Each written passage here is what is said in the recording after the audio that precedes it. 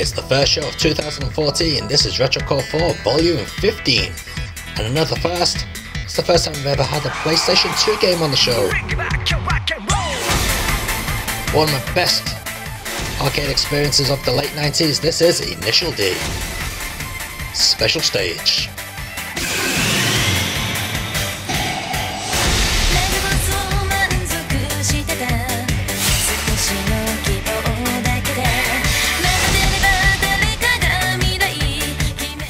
This introduction sequence that you're watching now is actually taken from arcade footage.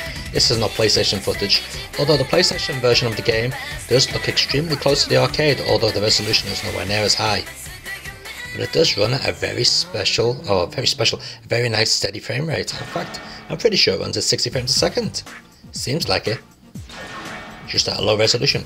So the game actually features many different modes, but we're just going to focus on the arcade mode considering that's the main part of the game. So in the original arcade you had these little cards which you could save your data onto, you know, save your cars and your upgrades and so on. Of course you can do the same thing on the PlayStation 2 version. Yeah, of course we're going to pick manual transmission. So as you can see I've got, I think it's a 2005 or 2004 Subaru Impreza. Actually on a Super Impreza myself, I got a 2007 Hawkeye model. So a bit newer than the one on this game. Now while the cars on this game don't actually handle like the real cars, it's still a great experience. So just like the arcade machine, before you start a race you get challenged by some assholes from the actual Initial D world. Well, some of them are assholes, some of them are not. But anyway, they challenge you to a race, they insult you and say, "Oh, made you angry, you gotta race me now." For some strange reason, today while I'm doing this video, it seems to be raining on every stage. Pretty sure it's not always like this.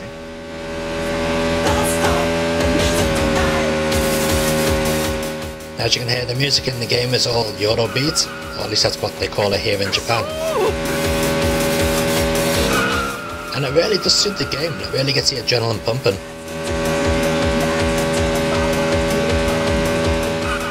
Now basically the whole idea of the game is to drift around the mountain circuit, which is actually a very popular and of course illegal pastime in Japan.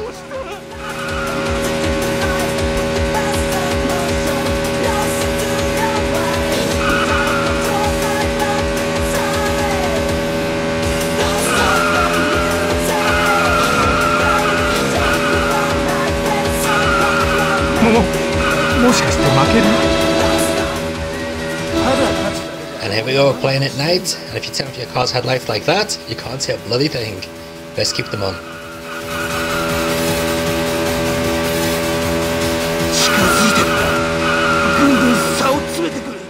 So if you're watching the 60 frames a second version of this show, downloaded from my site, you can see just how smooth this game runs, and it really does run at a good speed as well. It really is incredible how they've managed to get the arcade game onto the PlayStation 2.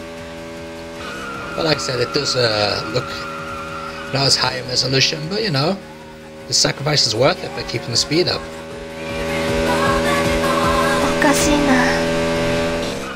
Handling wise, well, it's a little bit difficult to control on a PlayStation pad. Personally, I think the PlayStation pads are all over the crap, especially the D-pad on them, they're awful. So you're best using the the G-Force steering wheel. Use that and it plays just like the arcade, it's absolutely perfect. And using the pad isn't that bad once you get used to it.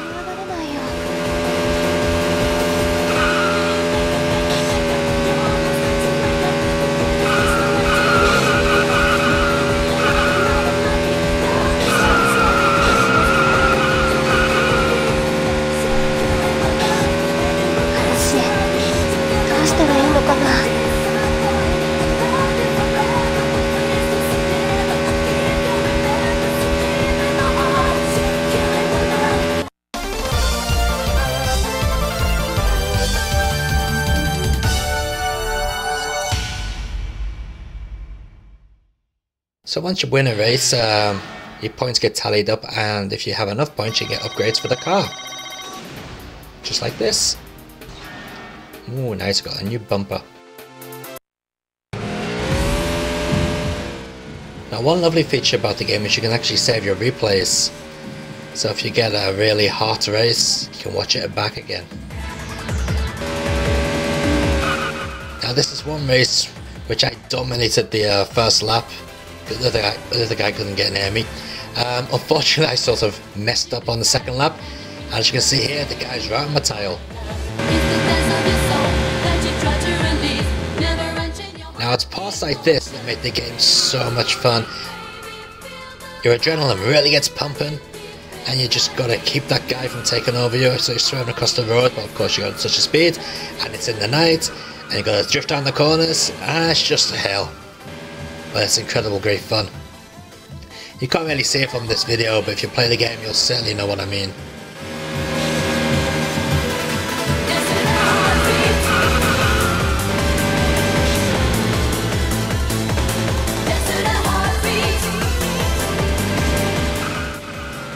Oh, and he's got past me.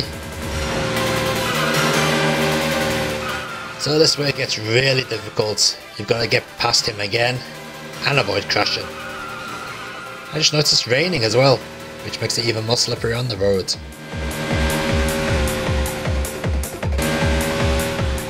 Do I manage to take over them?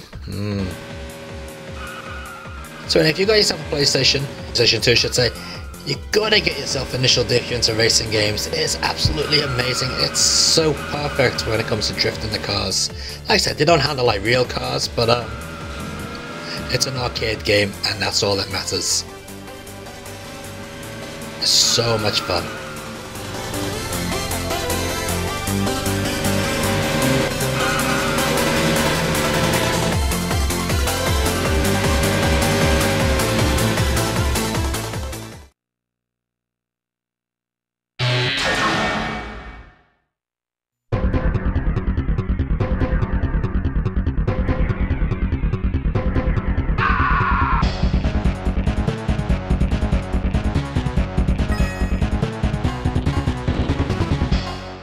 Well, I'm going to call it by its Western name, Power Instinct, because it's a hell of a lot easier than saying the Japanese title. So it's a one-on-one beat 'em up coming from Atlus. Well, actually the arcade version is by Atlus. The Super Famicom version was reprogrammed by AI. Yep, I've never heard of AI either. But apparently they've done an awful lot of arcade conversions and other game conversions for various big name companies.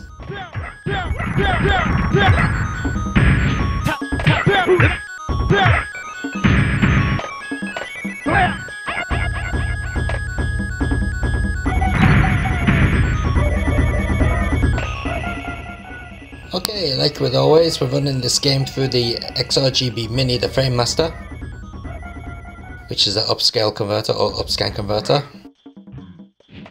Now, apart from just putting the game's image onto HD TV and making it look fantastic, you can also manipulate the image. Now, for games like this, which run in small boxes and with big borders all over the screen, you can actually upscale the image even more and make it full screen. Just check this out. I think we'll go back with scan lines. Oh yeah, now that looks good.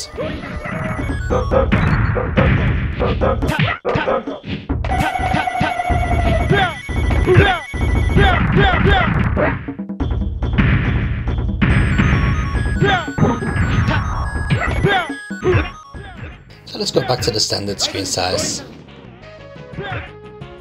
So the whole idea of Retro Course is to show the games as they really are. So anyway, Sega Saturn fans may know of a game called Groove on Fight. Well, Groove on Fight is actually Power Instinct 3. Yes, this was actually the very first game in the series.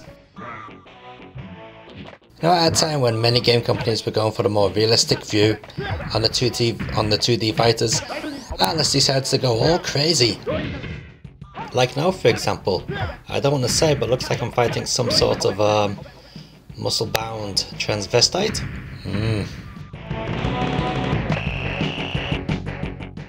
And here we are with Annie, the main girl of the series.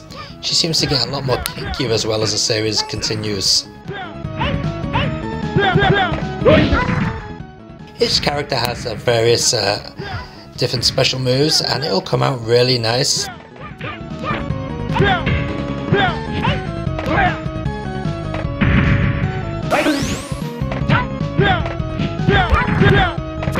Here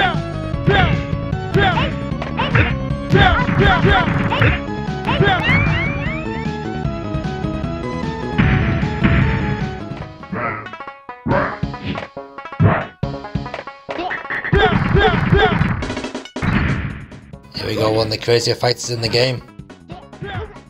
This old woman here give you a kiss and turn into a beautiful young lady. She'll throw her teeth at you as well by the looks of it.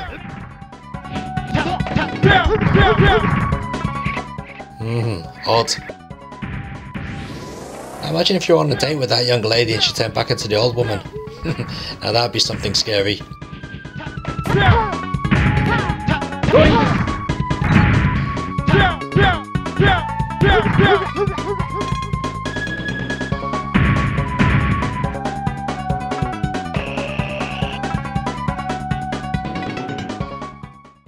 So as well as being a really good 2D beat 'em up, Power Instinct also has a karaoke mode. Oh yeah. Now the original arcade version has a lot of singing in the background music. Now, even though the Super Famicom version has a lot of sampled speech in it, it doesn't actually have the full music in there. So as a little bonus, they've stuck this little karaoke mode in. 2 tracks available.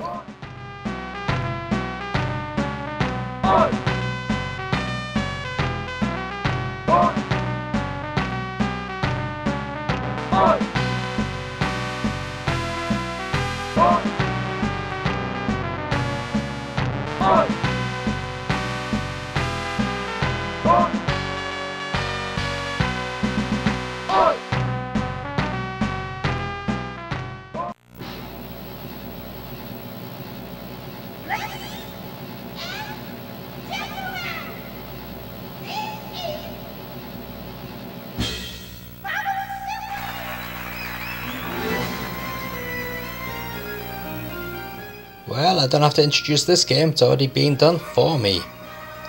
Now, considered by many to be the best version of Bubble Bobble out there, Bubble Symphony offers pretty Bubble games offer really.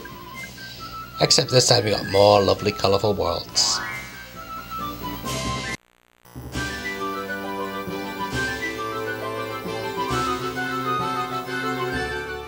Now for those new to the Bubble Bobble concept, let me explain how the game works.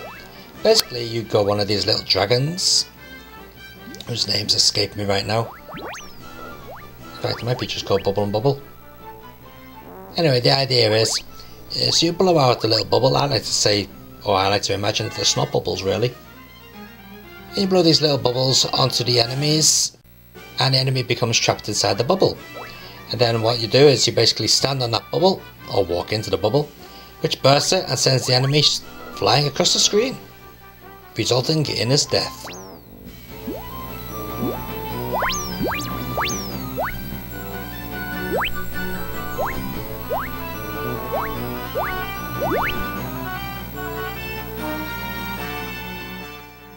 And as you can clearly see, I'm not the world's greatest Bubble Bobble player.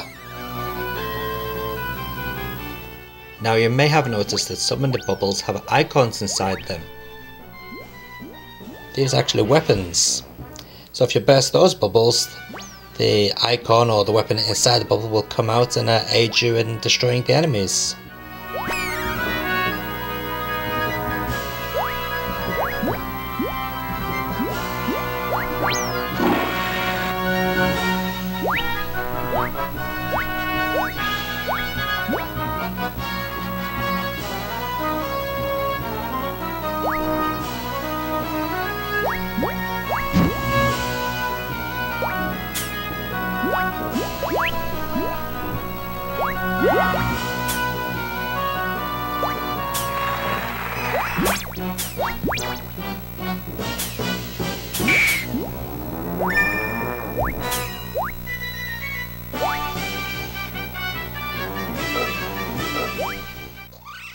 Okay, and on to the first stage boss.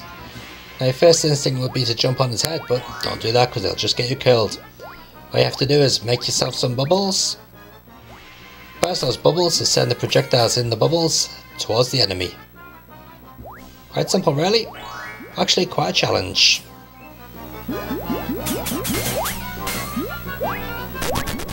So once you defeat this boss, you can choose what land you'd like to go to next.